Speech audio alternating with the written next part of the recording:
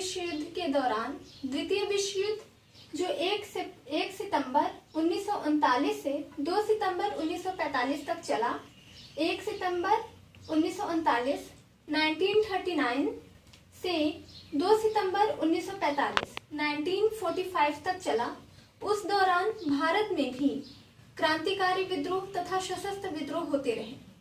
इन प्रयासों में सुभाष चंद्र बोस का नाम सर्वोपरि है। सुभाष चंद्र बोस एक महान क्रांतिकारी नेता थे, जिनके व्यक्तित्व की तुलना विश्व में शायद ही कोई ऐसा होगा जिससे की जा सकती है। सुभाष चंद्र बोस का जन्म 23 जनवरी 1897 उड़ीसा के कटक नामक स्थान पे हुआ। 23 जनवरी 1897 में उड़ीसा के कटक नामक स्थान पे इनका जन्म हुआ। 1920 में सुभाष चंद्र बोस ने आईसीएस की परीक्षा पास की। उसमें इनकी चौथी रैंक थी, चौथा स्थान था इसमें उनका। 1920 में इन्होंने आईसीएस की परीक्षा पास की। उसके बाद ये लंदन गए और कुछ समय बाद इन्होंने अपना त्याग पत्र देकर भारत वापस आ गए। भारत वापस आकर ये देश बंधु चित्तरंजन दास से मिले। चित्तरंजन दास को देश बंधु कहा जाता है। ये उनसे मिले और चित्तरंजन दास सुभाष चंद्र बोस के राजनीतिक गुरु भी रहे। पूछा जाता है एग्जाम में कि सुभाष चंद्र बोस का राजनीतिक गुरु कौन है, तो चित्तरंजन दास है। चित्तरंजन दास उस समय फॉरवर्ड नाम का अखबार चलाते थे। सुभाष चंद्र बोस के आने के बाद चित्तरंजन दास ने इस अखबार फॉरवर्ड अखबार की कमान सुभाष चंद्र बोस को सौंपी। एग्जाम में अगर ये आता है कि फॉरवर्ड अखबार के संपादक कौन थे, तो अगर ऑप्शन में चित्तरंजन दास है तो चित्तरंजन दास, और अगर सुभाष चंद्र बोस है तो सुभाष चंद्र बोस। सुभाष चंद्र बोस जब फॉरवर्ड अखबार की कमान संभाली, उस समय देश में असहयोग आंदोलन चल रहा था। असहयोग आंदोलन 1 अगस्त 1920 से देश में शुरू हो चुका था। फॉरवर्ड ब्लॉक में सुभाष चंद्र बोस ने अपने कलम की धार से ब्रिटिश सरकार पर तीखे बाण चलाए, जिससे उस समय असहयोग चल ही रहा था, तो असहयोग इससे और प्रेरित हुआ। लोगों में उग्रवादी विचारधारा भी आई, क्योंकि असहयोग अहिंसा के साथ चल रहा था। और इनके जो लेख थे सुभाष चंद्र बोस के, सहयोग के दौरान ही इन लेखों की वजह से सुभाष चंद्र बोस को 6 माह की सजा हो गई। ब्रिटिश सरकार ने इन पर देशद्रोह का मुकदमा चलाया और 6 माह की सजा इन्हें दी गई। ये फॉरवर्ड अखबार है, न कि फॉरवर्ड ब्लॉक। फॉरवर्ड ब्लॉक एक संगठन है जिसकी स्थापना 1 मई 1939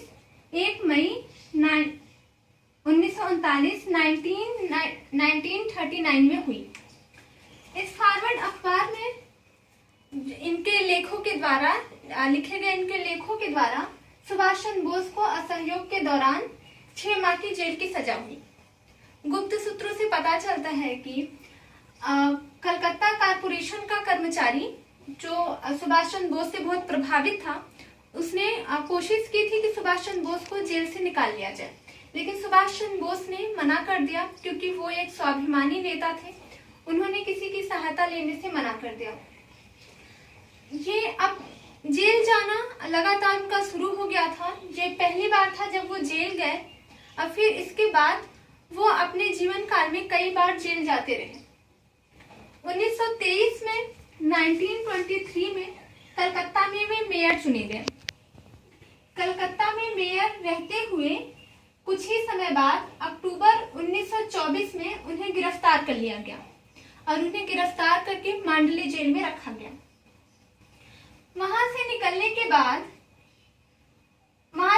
के बाद इनमें क्रांतिकारी जो आंदोलन चलाने की जो भावना थी वो और दृढ़ हुई, और 1928 में 1928 में कलकत्ता में ये पहली बार ऐसा हुआ कि कलकत्ता की सड़कों पे वर्दी में सुभाष चंद्र बोस वर्दी में 2000 भारतीय सैनिकों के लेके परेड किए। ये अपने आप में उस समय बहुत बड़ी बात थी कि कलकत्ता की सड़कों पे वर्दी में 2000 भारतीय परेड कर रहे हैं। रविन्द्रनाथ टैगोर के सुझाव के द्वारा रविन्द्रनाथ टैगोर ने इन्हें सुझाव दिया कि गांधी जी और कांग्रेस से मिलना चाहिए, गांधी जी से मिलना चाहिए, कांग्रेस में शामिल होना चाहिए। उनके सुझाव के माध्यम से ये 1938 में त्रिपुरा अध्यक्ष पद के लिए खड़े हुए। हरिपुरा में अध्यक्ष पद के लिए खड़े हुए। 1938 में हरिपुरा का अधिवेशन हुआ जिसमें सुभाष चंद्र बोस अध्यक्ष पद के लिए चुने गए। एग्जाम में आता है कि सुभाष चंद्र बोस भारतीय राष्ट्रीय कांग्रेस के किस अधिवेशन में अध्यक्ष पद के लिए चुने गए? तो 1938 में हरिपुरा के भारतीय राष्ट्रीय कांग्रेस के अधिवेशन में सुभाष चंद्र बोस अध्यक्ष के पद के लिए खड़े हुए और चुने भी गए। जब ये अध्यक्ष हुए तो गांधी जी को धीरे धीरे गांधी जी से इनका मतभेद शुरू हो गया। ये चाहते थे, ये अध्यक्ष बनने के तुरंत बाद ये मांग करने लगे कि कोई ऐसी तारीख रखी जाए, ऐसी तारीख फिक्स कर दी जाए और ब्रिटिश सरकार से कहा जाए कि इस तारीख पर हमें आजादी दे दें। अगर वो इस तारीख तक आजादी नहीं देते हैं तो हम उनके खिलाफ सशस्त्र विद्रोह करें, क्रांतिकारी आंदोलन करें और अपने हक को जबरन छीन लें। उनका मानना था कि आजादी ली नहीं जाती, आजादी छीनी जाती है। फलस्वरूप गांधी जी के विचारों से इनका अलग विचार था, विचारों में टकराहट हुई, मतभेद शुरू हो गए। 1939 में 1938 में त्रिपुरी में भारतीय राष्ट्रीय कांग्रेस का अधिवेशन हुआ।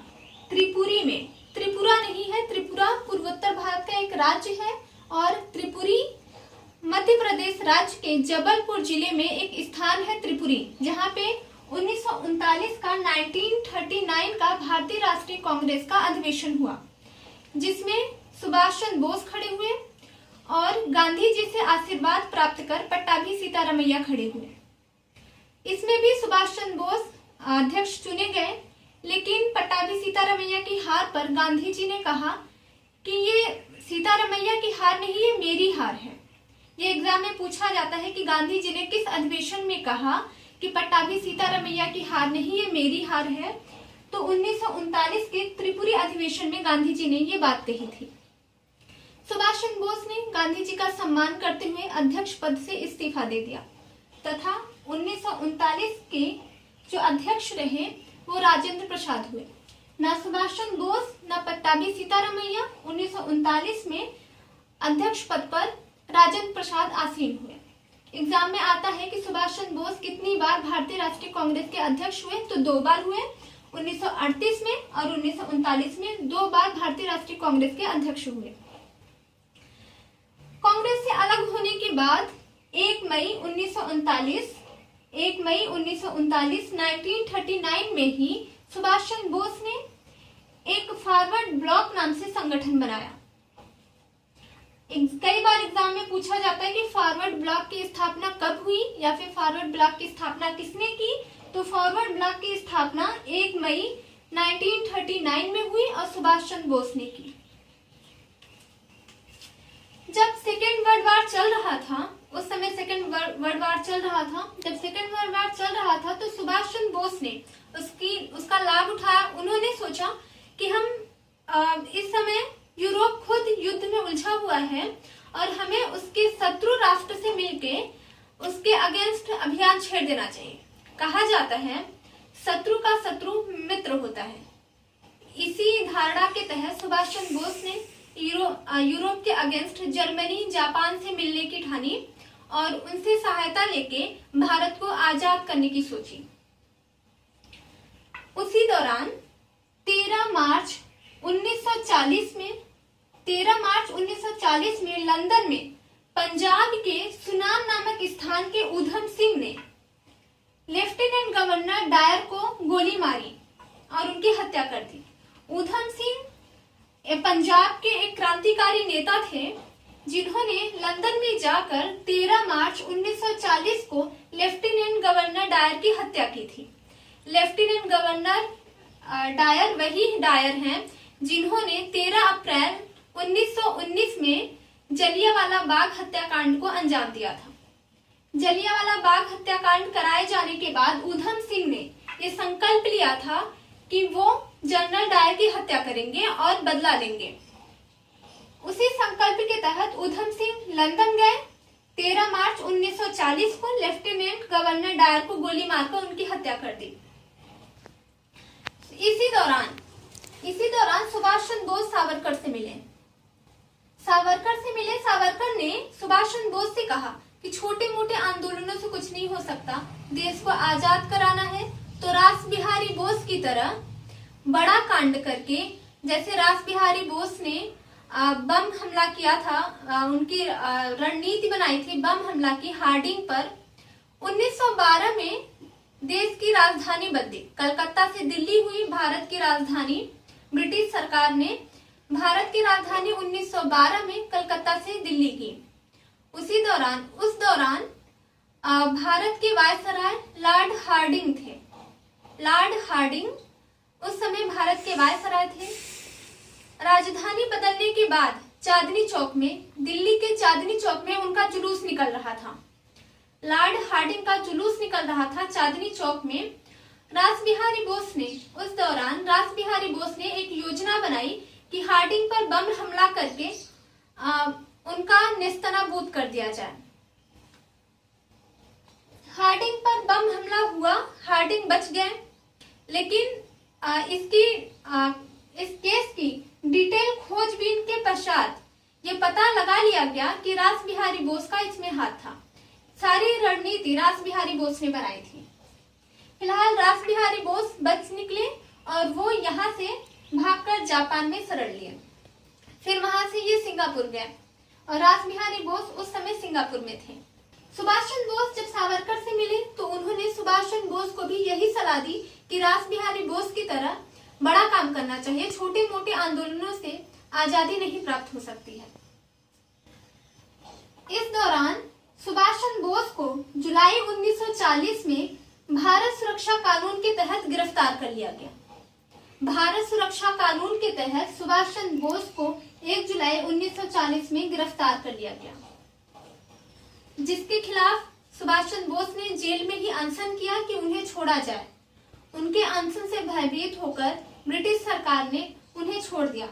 अब वो जेल से बाहर थे, लेकिन फिर भी ब्रिटिश सरकार की तीखी नजर लगातार उन पे बनी हुई थी। उनको उनके घर में कोलकाता में उनके घर में उन्हें नजरबंद किया गया।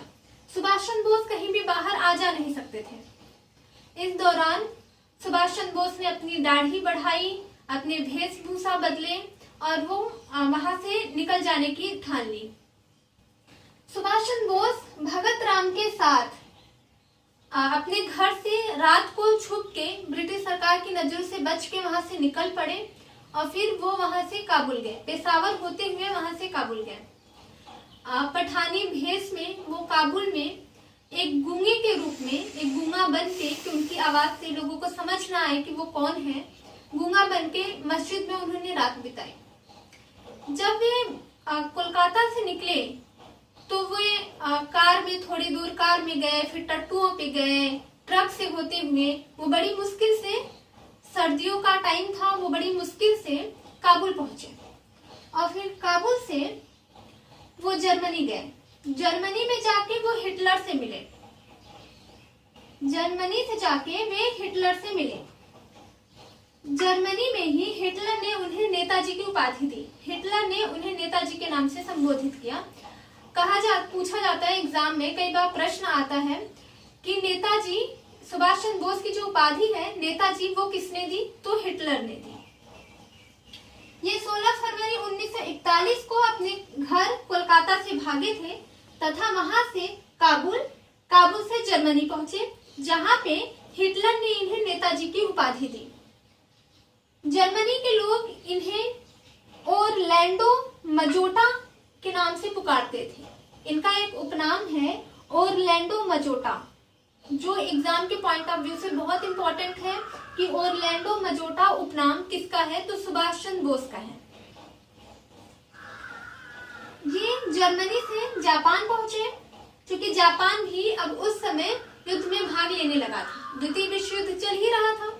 जर्मनी की तरफ से जापान ने भी युद्ध में भाग लिया और सुभाष चंद्र बोस भी अब जापान के साथ जापान की तरफ गए। अब जापान में गए, टोक्यो पहुंचे। 16 फरवरी 1942 को ये सिंगापुर पहुंचे। वहां से 16 फरवरी 1942 को ये सिंगापुर पहुंचे। क्योंकि सिंगापुर अब जापान के कब्जे में था, तो जर्मनी इनका मित्र है, तो जापान भी इनका मित्र हुआ, क्योंकि जापान जर्मनी के साथ द्वितीय विश्व युद्ध में मिल चुका था यूरोप के अगेंस्ट। एक तरफ ब्रिटिश सरकार थी, ब्रिटेन था एक तरफ और एक तरफ जर्मनी। जर्मनी के साथ जापान भी मिल चुका था। जापान से जब ये जर्मनी से मिले सुभाष चंद्र बोस, तो जापान से भी मिले। जापान ने उस समय बहुत से छोटे छोटे द्वीपों को जीता, जापान ने बहुत अभियानों को अंजाम दिया। तो जब जापान ने सिंगापुर को जीता तब ये सिंगापुर गए। 16 फरवरी 1942 को ये सिंगापुर पहुंचे। सिंगापुर में पहुंचकर इन्होंने 21 अक्टूबर 1943 को अस्थायी सरकार बनाई। जब ये सिंगापुर में पहुंचे 42 में, तो सिंगापुर में पहले से ही आजाद हिंद फौज चल रहा था। आजाद हिंद फौज का पहला डिवीजन 1 सितंबर 1942 को 1 सितंबर 1942 को कैप्टन मोहन सिंह ने बनाया था। पहला डिवीजन, आजाद हिंद फौज का पहला डिवीजन। एग्जाम में आता है कि आजाद हिंद फौज की नींव किसने रखी, तो सुभाष चंद्र बोस नहीं होंगे, कैप्टन मोहन सिंह होंगे। सुभाष चंद्र बोस इसमें 1943 में जुड़े, जबकि 1942 में ही आजाद हिंद फौज की नींव रखी गई थी, जिसे कैप्टन मोहन सिंह ने रखा था। कैप्टन मोहन सिंह के साथ रास बिहारी बोस का भी बहुत बड़ा योगदान था। मोहन सिंह के साथ ये भी रहे। और जब ये पहुंचे सुभाष चंद्र बोस जब यहाँ पे पहुंचे, सिंगापुर में पहुंचे, तो रास बिहारी बोस ने सुभाष चंद्र बोस को, रास बिहारी बोस ने जो पहले से वहां थे, सुभाष चंद्र बोस को आजाद हिंद फौज का सर्वोच्च सेनापति बनाया। जब पहला डिवीजन बना था आजाद हिंद फौज का, तो जापान से उसका थोड़ा मतभेद हो गया था सेना की संख्या को लेके, कि कितनी सेना रखी जाए और उस सेना की, उस संगठन की क्या भूमिका होगी, इस बात को लेके आजाद हिंद फौज और जापान के साथ मतभेद हो गए थे, जिससे पहला डिवीजन जो मोहन सिंह भाकना द्वारा शुरू किया गया था आजाद हिंद फौज का, वो असफल रहा। 5 जुलाई 1943 को 5 जुलाई 1943, 5 जुलाई 1943 में सुभाष चंद्र बोस को रास बिहारी बोस ने चुना और इन्हें भारतीय स्वतंत्रता लीग का अध्यक्ष बनाया। भारतीय स्वतंत्रता लीग का अध्यक्ष सुभाष चंद्र बोस को 5 जुलाई 1943 1943 में बनाया गया। तत्पश्चात अक्टूबर में आजाद हिंद फौज का सर्वोच्च सेनापति बनाया गया। 5 जुलाई 1943, 5 जुलाई 1943 में भारतीय स्वतंत्रता लीग का अध्यक्ष चुना गया। सुभाष चंद्र बोस को 5 जुलाई 1943 को भारतीय स्वतंत्रता लीग का अध्यक्ष चुना गया। कुछ समय पश्चात अक्टूबर में सुभाष चंद्र बोस को आजाद हिंद फौज का सर्वोच्च सेनापति चुना गया। आईएन का सर्वोच्च सेनापति अब सुभाष चंद्र बोस थे। पूछा जाता है कि सुभाष चंद्र बोस को सर्वोच्च सेनापति, आजाद हिंद फौज का सर्वोच्च सेनापति कब चुना गया, तो अक्टूबर 1943 में चुना गया। 1943 अक्टूबर 1943 में ये आजाद हिंद फौज की कमान संभाले। उसी दौरान इन्होंने नारा दिया कि तुम मुझे खून दो, मैं तुम्हें आजादी दूंगा। ये नारा उनका पूरी सेना में, जो इन्होंने ब्रिटिश सरकार के अगेंस्ट बनाया था सिंगापुर में, पूरी सेना में एक उत्साह को भरने के लिए था, जो इन्हें आजादी दिलाने वाली थी। वहीं से इन्होंने जय हिंद का नारा दिया। सिंगापुर से ही सुभाष चंद्र बोस ने जय हिंद का नारा दिया, तुम मुझे खून दो मैं तुम्हें आजादी दूंगा का नारा दिया, और दिल्ली चलो का नारा भी वहीं से दिया इन्होंने। सुभाष चंद्र बोस ने 2 जुलाई 1943 1943 में सिंगापुर में दिल्ली चलो का नारा दिया। इन्होंने एक झंडा बनाया, आजाद हिंद फौज का एक झंडा बनाया, जिसका झंडा कांग्रेस से मिलता जुलता था। इस झंडे के बीच में एक दहाड़ते हुए शेर का चित्र भी था। आजाद हिंद फौज के सेनापति बनने के बाद सुभाष चंद्र बोस ने इसकी 3 ब्रिगेड तैयार की।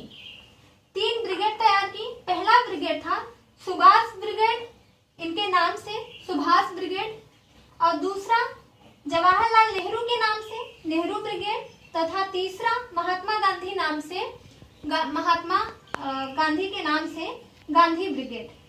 सुभाष ब्रिगेड, नेहरू ब्रिगेड तथा गांधी ब्रिगेड नाम के 3 ब्रिगेड तैयार किए। महिलाओं के लिए इन्होंने एक अलग से ब्रिगेड बनाया था जो झांसी की रानी लक्ष्मीबाई के नाम पे लक्ष्मीबाई ब्रिगेड रखा। एक अलग से जो महिलाओं के लिए इन्होंने ब्रिगेड तैयार किया था उसका नाम था लक्ष्मीबाई ब्रिगेड। अब 16 फरवरी 1942 को जब ये सिंगापुर पहुंचे, सिंगापुर पहुंच के इन्होंने आजाद हिंद फौज की कमान संभाली, उनके ब्रिगेड बनाए, उनका झंडा बनाया और अब उन्होंने सिंगापुर में ही अस्थायी सरकार की घोषणा कर दी। वह अस्थायी सरकार बहुत इंपॉर्टेंट थी क्योंकि उसे जापान, जर्मनी, चीन, वर्मा, आयरलैंड और फिलीपींस की मान्यता प्राप्त थी। अस्थायी सरकार को कई बार एग्जाम में पूछा गया है कि सुभाष चंद्र बोस ने एक अस्थायी सरकार कहाँ बनाई थी, तो इन्होंने जो अस्थायी सरकार बनाई थी वो सिंगापुर में बनाई थी और ये जर्मनी, जापान, चीन, वर्मा, आयरलैंड, फिलीपींस द्वारा मान्यता प्राप्त थी। जापान, जर्मनी, चीन, वर्मा, आयरलैंड और फिलीपींस ने इस अस्थायी सरकार को जो सिंगापुर में बनी थी उसको मान्यता दिया था। जापान के कब्जे में अब आजाद हिंद अंडमान निकोबार भी था। तो 8 नवंबर 1943 को 8 नवंबर 1943 में जापान ने अंडमान निकोबार सुभाष चंद्र बोस को सौंप दिया। हमारे देश का ये पहला भाग था अंडमान निकोबार जो आजाद हो चुका था और अब आजाद हिंद फौज के कब्जे में था। सुभाष चंद्र बोस ने अंडमान को शहीद द्वीप कहा, अंडमान का नाम शहीद द्वीप रखा तथा निकोबार का नाम स्वराज द्वीप रखा।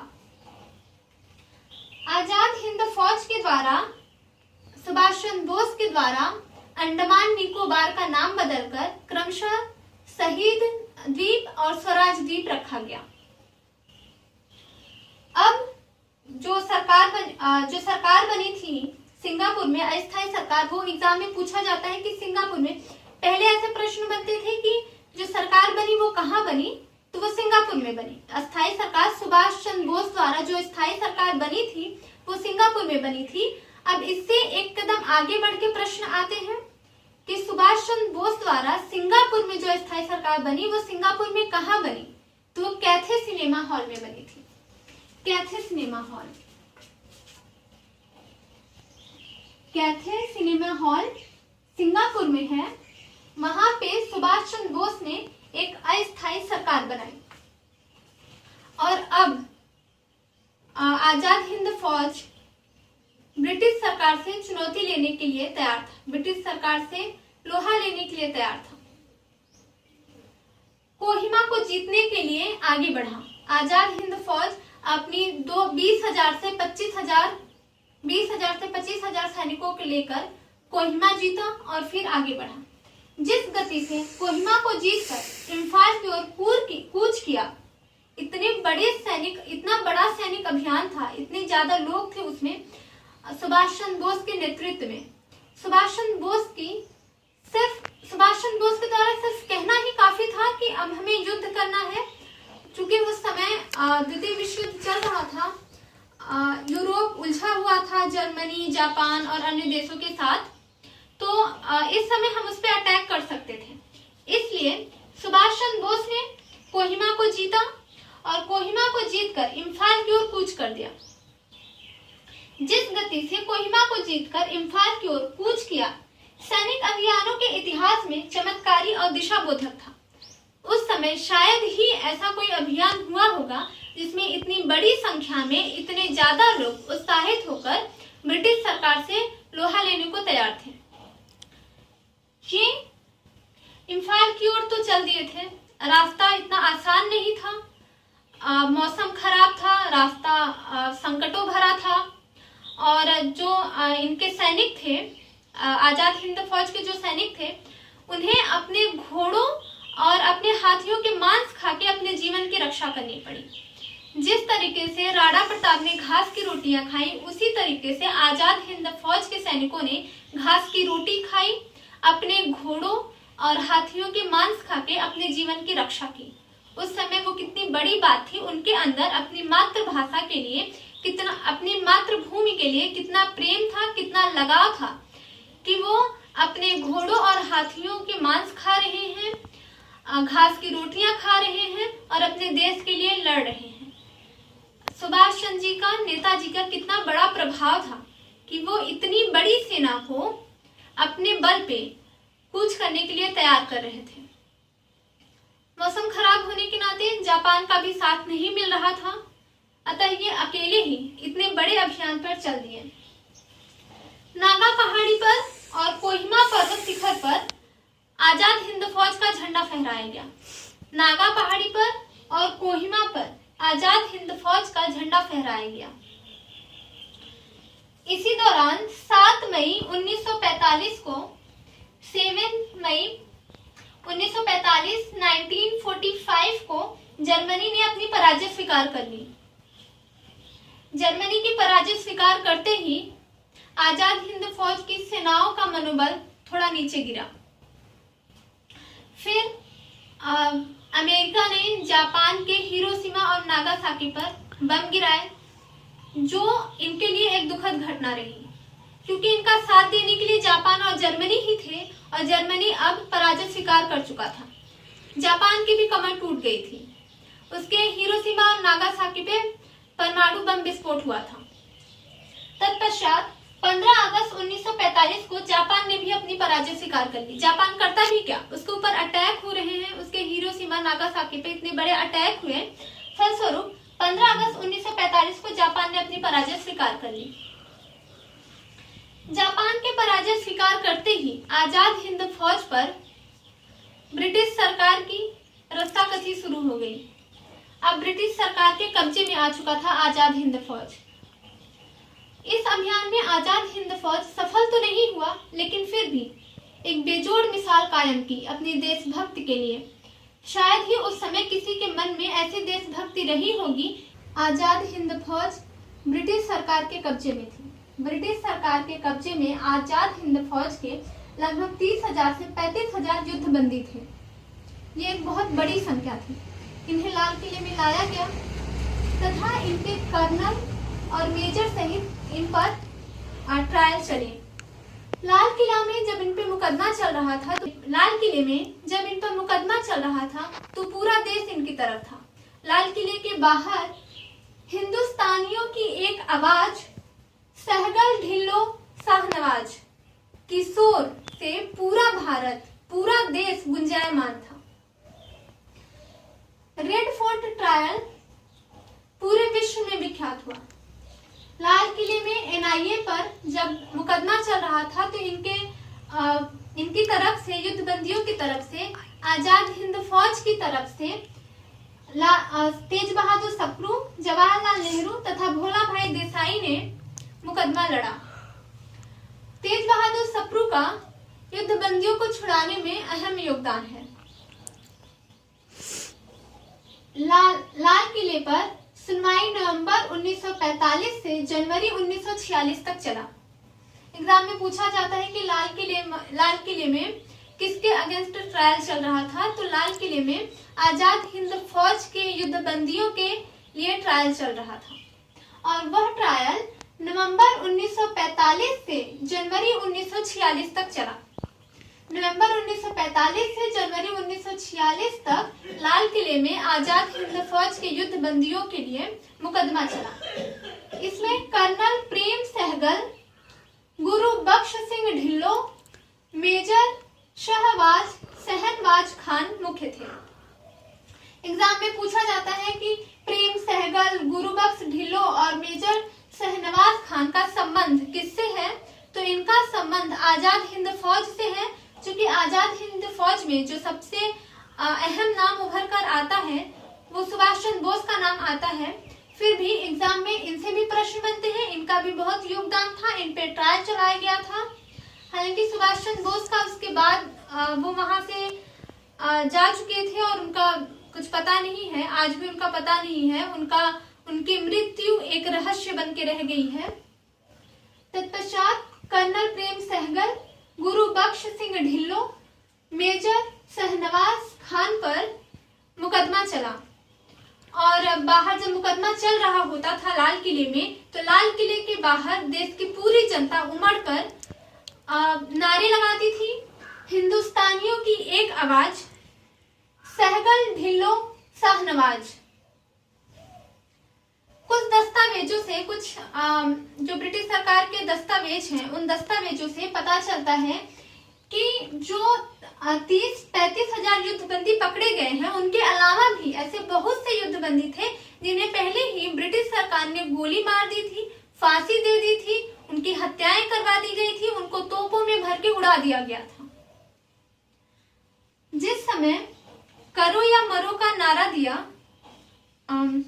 करो या मरो का नारा महात्मा गांधी ने 8 अगस्त 1942 को बंबई के ग्वालियर टैंक से दिया था। ग्वालियर टैंक, ग्वालियर टैंक नहीं, ग्वालियर टैंक। ग्वालियर टैंक बंबई में है, जहां पर 1942 में अखिल भारतीय कांग्रेस कमेटी की बैठक हुई थी, तथा यहीं पर बंबई में है ग्वालियर टैंक, जहां पे 1942 में अखिल भारतीय कांग्रेस महासभा की बैठक हुई थी और यहीं पर भारत छोड़ो आंदोलन का प्रस्ताव पारित हुआ था। गांधी जी ने करो या मरो का नारा दिया। करो या मरो का नारा देने के बाद गांधी जी सहित सभी नेता गिरफ्तार कर लिए गए थे। उस समय सुभाष चंद्र बोस थे, जिन्होंने रेडियो पर, बर्लिन रेडियो पर, NIA का रेडियो था, आजाद हिंद फौज का रेडियो था, जिसपे सुभाष चंद्र बोस ने 19 जनवरी और 19 अगस्त, 19 अगस्त और 31 अगस्त, 31 अगस्त को 2 भाषण दिए थे, जिसमें इन्होंने महात्मा गांधी को राष्ट्रपिता के नाम से संबोधित किया। एग्जाम में आता है कि महात्मा गांधी को राष्ट्रपिता किसने कहा, तो महात्मा गांधी को राष्ट्रपिता सुभाष चंद्र बोस ने कहा और रेडियो के माध्यम से कहा। जब भारत छोड़ो आंदोलन चल रहा था उस समय कहा गया, जिस समय पूरे देश में देशव्यापी आंदोलन, भारत छोड़ो आंदोलन चल रहा था, उस समय सुभाष चंद्र बोस ने महात्मा गांधी को राष्ट्रपिता के नाम से संबोधित किया। बर्लिन रेडियो, जो आजाद हिंद फौज का रेडियो था, उसमें 19 तारीख और 31 तारीख को अगस्त के महीने में भाषण देते हुए सुभाष चंद्र बोस ने नीतियां बताई। ये बताया कि भारत छोड़ो आंदोलन में क्या करना चाहिए, क्योंकि उस समय सभी जो नेता थे, नेतृत्वकर्ता जो भी थे, जो बड़े लोग थे, वो सब जेल में थे, नजरबंद थे और नेतृत्व विहीन हो गया था आंदोलन। तो सुभाष चंद्र बोस ने रणनीतियां बताई। उन्होंने कहा कि पटरियों को उखाड़ देना चाहिए और किसी भी सरकारी अफसर की मदद नहीं करना चाहिए। यहाँ तक कि उन्होंने बहुत छोटे छोटे मुद्दों की भी बात की। सुभाष चंद्र बोस जी कहते हैं कि जो भी भारतीय ब्रिटिश सरकार के कर्मचारी के यहाँ रसोइये के रूप में काम कर रहा है, उसे भी चाहिए कि अपनी मातृभूमि का कर्ज चुकाए और उनका खाना खराब कर दे। ये बहुत छोटी सी बात है कि उन्होंने इतनी छोटी छोटी चीजों को भी ध्यान में रखा। तो उन्होंने कहा कि जो भी भारतीय रसोइया ब्रिटिश कर्मचारी के यहाँ काम कर रहा है, उसे उनका खाना खराब कर देना चाहिए। क्योंकि उन्होंने इससे पहले उन्होंने बहुत बड़ी बड़ी बातें भी कही थी, उनके बहुत लंबे चौड़े भाषण रहे हैं, लेकिन ये ध्यान देने बात है कि एकदम जमीनी स्तर पर भी सोच अपनी लेके आते हैं। यद्यपि आजाद हिंद फौज को इसमें सफलता नहीं मिली, देश को आजाद कराने में सफलता नहीं मिली, फिर भी उसका योगदान अद्वितीय था। उसने पूरे भारत में जो राष्ट्र प्रेम की, जो राष्ट्रीय भावना की जो लहर दौड़ाई थी, उसकी तुलना नहीं की जा सकती है। अपने कार्यों से, अपने इस अभियान से सुभाष चंद्र बोस अमर हो गए और वो भारतीय स्वतंत्रता संग्राम के अहम नेताओं की श्रेणी में आकर खड़े हो गए। इसमें से शायद ही कोई प्रश्न छूटेगा। सुभाष चंद्र जी की जीवनी अथाह है, अनंत है, रहस्यपूर्ण है और उनकी तुलना किसी से नहीं की जा सकती है। लेकिन एग्जाम के पॉइंट ऑफ व्यू से क्या जरूरी है, हमें सिर्फ उन्हीं बातों को ध्यान में रखना है। जितना हुआ है इसमें एग्जाम का कोई भी क्वेश्चन बाहर नहीं जाएगा, इससे शायद ही कोई बाहर जाए, नहीं जाएगा इससे बाहर। TGT, PGT, net, GRF, IAS, PCS, कोई भी वनडे का एग्जाम हो, इतना पढ़ ले तो सफिशिएंट है।